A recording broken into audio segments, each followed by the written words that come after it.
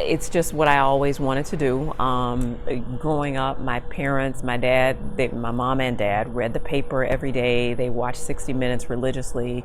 So I just always had an interest in news and current events. So when I was in college, I majored in mass communications and I got a free internship, free in that it was free labor. I wasn't getting paid at the public television station in my college town.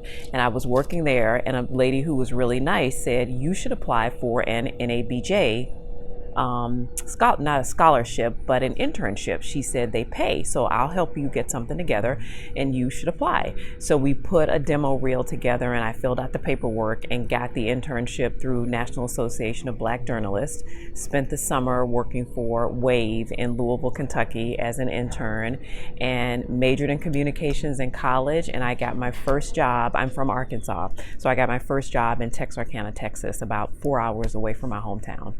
Yes, I was broke. That was a big challenge because you don't make any money starting out. So I've been doing this for 20 years. My first job, I made $13,000, and I remember my check. I have a copy of it somewhere because it was a paper stub, no direct deposit back then. It was $406 every 2 weeks, and my rent was $315. So after I paid my rent, if it hadn't been for my parents, I would have been broke.